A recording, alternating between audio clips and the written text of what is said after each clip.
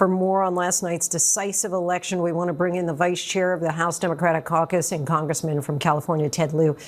Thank you so much for joining us, Congressman. Last night, certainly we saw a number of wins from moderates and progressives on the Democratic side. What's the lesson learned? Thank you, Lindsay, for your question. Under the policies of Donald Trump and Republicans, inflation continues to increase, food prices have gone up, and healthcare costs are skyrocketing. And the American people sent a message last night, which is we need a course correction.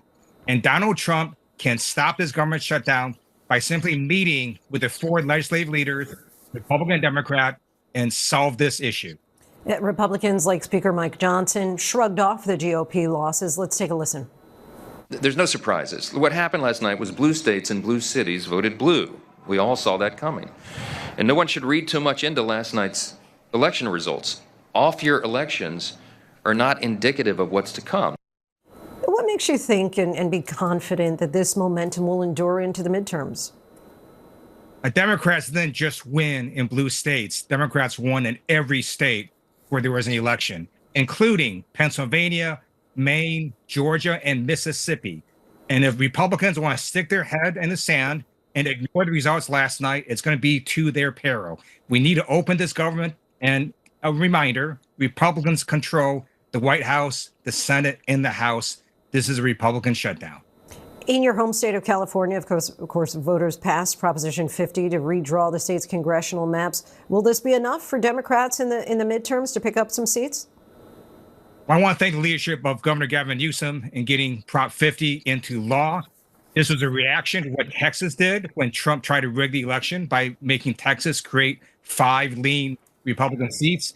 California responded, and not only did California create 5 lean Democratic seats, we also shore up and strengthen 5 difficult seats for Democrats to defend and an additional 3 difficult seats to defend. So we actually had a better result than Texas did. And Donald Trump made his situation even worse because of what he did with Texas earlier this year. Let's turn now to the government shutdown, officially now the longest in history. Even the president admitted that it was a big factor in last night's results. Will this push Republicans and Democrats to at least negotiate and reopen the government? So I've been going back to Washington, D.C. For 5 weeks, and House Republicans are still on vacation in the 6th week of government shutdown. We can't even negotiate because House Republicans are nowhere to be found. So Speaker Johnson needs to call his members back from vacation, sit down and have a real conversation so we can stop the skyrocketing healthcare costs and reopen government. Until the government does reopen, what would you say to Californians who are threatened by the funding lapse for the SNAP program or rising healthcare costs? My heart goes out to everyone impacted by the government shutdown. I do want to thank California and other states for stepping up to try to help those in need. But we also have court cases saying that the Trump administration has to use contingency funds set aside for this very purpose, for emergencies, to pay people programs that help hungry kids, seniors, and disabled veterans.